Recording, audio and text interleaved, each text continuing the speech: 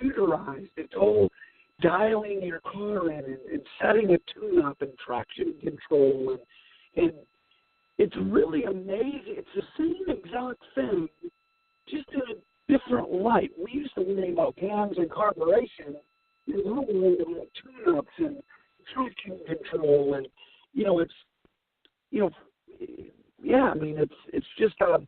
it's just changing with the times and seeing what the youth loves. I mean, to me, I don't have a sound system in my car. I have an exhaust system and a big cam. Kids today don't think that way. So. Yeah, like I said, it's going to be interesting to see in the next couple decades, once these become quote-unquote classic cars that are coming out today, it's like, well, things just change so much. I don't know. I don't know if it's going to be tougher or how everything is going to be, but it'll be interesting to find out once we get to that point. Well, the electric phase is killing it. Yeah. Go ahead. Sorry. We're talking a little bit off air as well about the idea of the call culture in North Carolina. I mean, you're in the middle of car country, and just to have a lot of the shows that are on history, kind of focus on the West Coast. It's nice that we get some fabricators from the East Coast kind of represented in terms of that as well. And like I said, you're in the middle of NASCAR country. You're in the South, where there's a lot of call culture as well. I mean, how's it been for you to kind of see where see the kind of the passion that is out there? And are you seeing a lot of differences between what an East Coast customer may want versus a West Coast?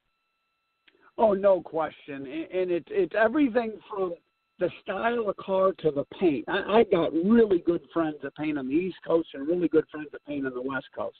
And I'm telling you, I can look at a paint job and in a matter of a half a second tell you if it was a West Coast or East Coast car. Same thing with the style of the car. It's that dramatic. And I own a company called Toymakerz. I love everything with a motor.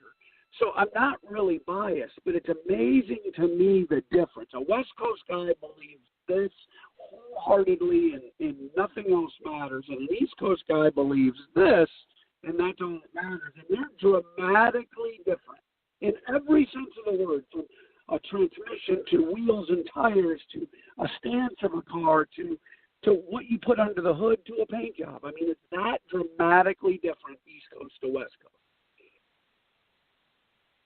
Yeah, and you said anything with a motor. Obviously, that also includes motorcycles as well, and obviously you have a special place in your heart for motorcycles. I mean, how has it been with the motorcycle culture in terms of that as well? It seems like they're making a huge comeback in terms of, we're seeing a lot more companies. I mean, Indian just came back a couple years ago, and it just seems like there's a lot more people wanting to go out and ride on motorcycles now.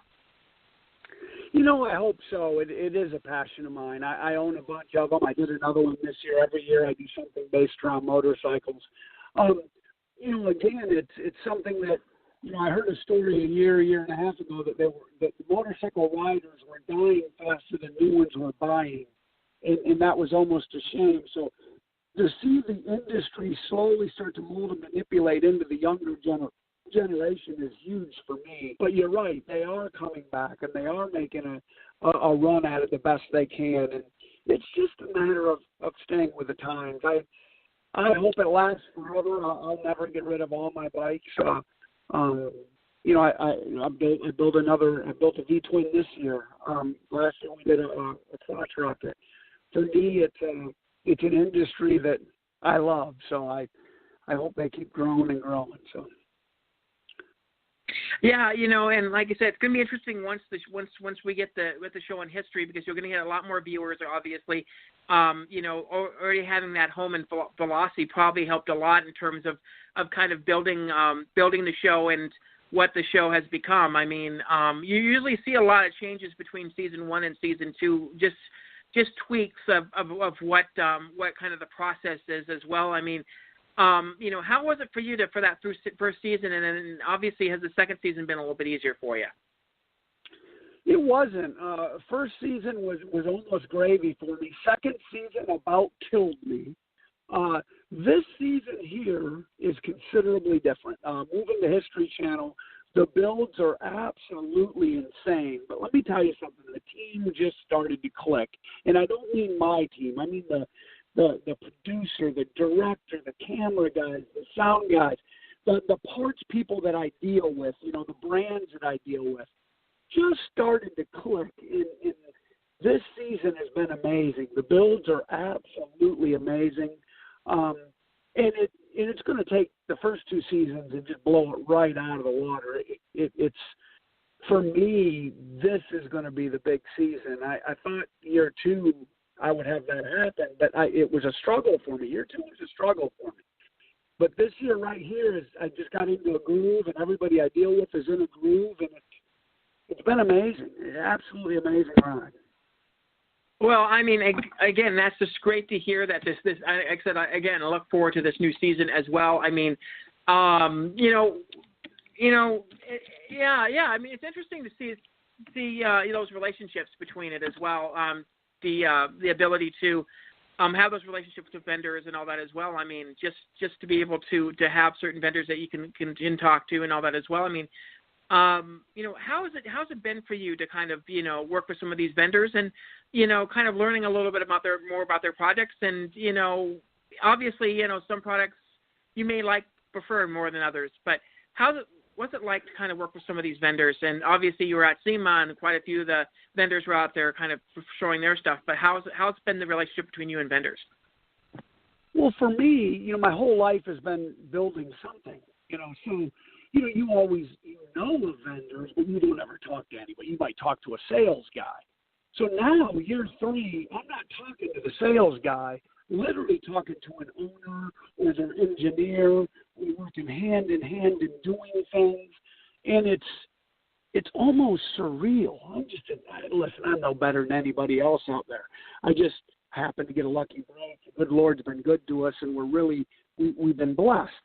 But in saying that, I call Night to Sound. I call David Vassar on his cell phone, and we talk. Here's what I need, how I need it. He helps me develop it. If somebody needs something, they call me. They can help me develop this part. That's huge for me. It's a dream come true. All of that is where I truly love to be. It isn't.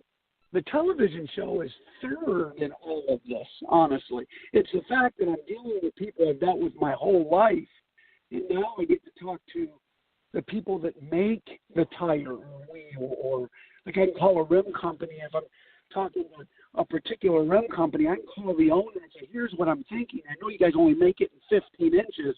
I want it 22 inches wide. And we develop that wheel. And that's something I could never have before because you just can't get to them people. Does that make sense? Now I'm talking to them people. Yeah. And it's amazing. I mean, absolutely amazing. The relationships, the relationships you have, and you kind of feed off each other. You have inspiration for a thing, and that might inspire them to make a different series or different line of parts, and vice versa. No question. They have something that you have that you want. So it's a great relationship, and it just helps spur that correct creativity as well. I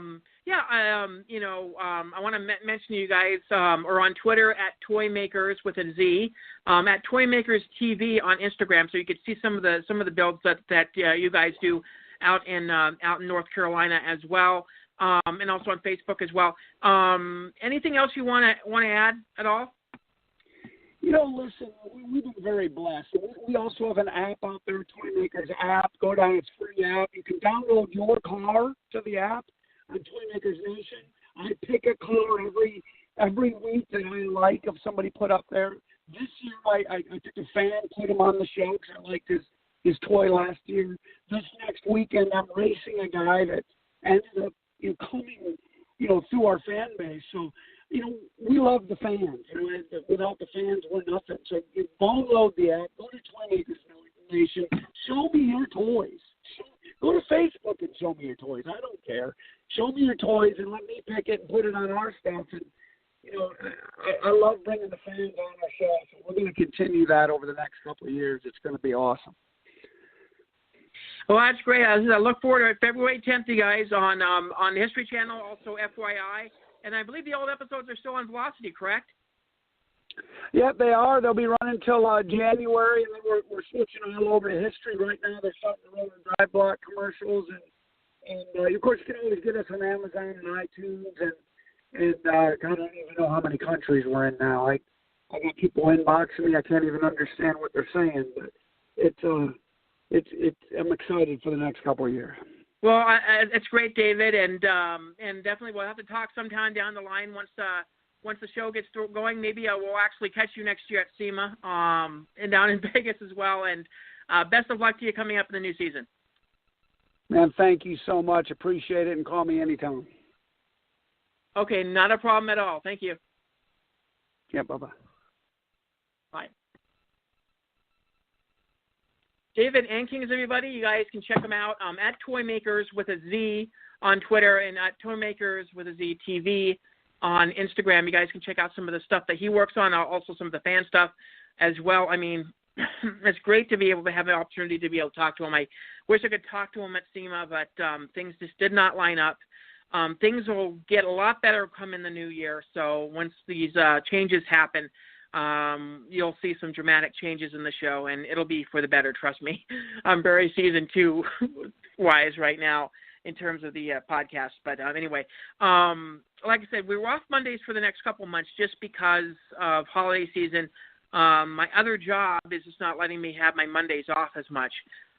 So I'm going to do Sunday shows for the next maybe 6 or 7 weeks. Once we get back into January, we'll be back on Mondays again. And I want to make sure you guys definitely check us out. Like I said, we're on Spreaker right now. I believe iHeartRadio has accepted us. Fingers crossed. I'll double check on that. So if you guys have the iHeartRadio app, you can find our podcast there, as well as all the other podcast catchers as well. And Blog Talk Radio, of course, you guys can check out us out there. I'm thinking the website's going to still be there, but I don't know if Spreaker is going to completely take over, so I'll let you guys know once we hit January. But I know we are currently on Spreaker right now. We've got our show set up there as well. And then we'll be coming in the new year in 2019. Sensei Sessions will be returning. And then a couple other podcasts that we do. I do will be appearing over on the Spreaker network. So make sure you guys check that out as well. And again, thank you guys for we're on our 11th year of the show. Quite a few episodes, going down the line. So thanks a lot for guys for joining us. We'll be back next week. I think we'll be back next week. If not, we're going to be back in 2 weeks. I've got to take a look and see what the timing is. That might be right before. Yeah, I might be able to do it Sunday next week. I'll have to check. Sunday next week, I will. We'll probably have a show, and then the following Sunday we won't have a show, just because of the Black Friday weekend. Again, it deals with other matters that you guys do not need to know about. But then the following week we'll probably do 2 episodes in December, and then we'll call it a year, and then we'll be back in January. So I have a couple people lined up that need to be interviewed, that want to be interviewed. So we'll try to get one person in before the end of the month, and then we'll try to get a couple more done before the end of the year. So just check us out at SWIV, and somewhere in Vegas on Facebook. We'll have all that information for you guys as well. And like I said, check us out over at Spreaker. So if you have the Spreaker app, you'll be able to find somewhere in Vegas there now. And you'll be able to see some of the old episodes. And if you're so inclined, and remember these are not safe for work episodes on Sin City Sessions. If you're so inclined to listen to the archives of Sin City Sessions, that is also on Spreaker right now too. So if you just look up Sin City Sessions on Spreaker, you'll be able to see some of the old episodes that are on there as well. And like I said, Sensei Sessions will be coming back next year. It'll probably be towards the middle of next year when we start doing the Sensei Session episodes again as well. And we'll have a little bit different look again for that particular podcast as well. So now you guys are all caught up. We'll be back next Sunday, 2 p.m. Pacific, 5 p.m. Eastern. We'll get, I think there's a actor that I'm probably going to be talking to that has a Christmas television movie coming out. We'll be talking to him a little bit about that. So I think that's who we're going to have on next week. Don't quote me on it. With that in mind, we'll see you guys next week, next Sunday, 2 p.m. Pacific, 5 p.m. Eastern. Thanks all for joining us. Sausage McMuffin with egg, sausage McMuffin with egg.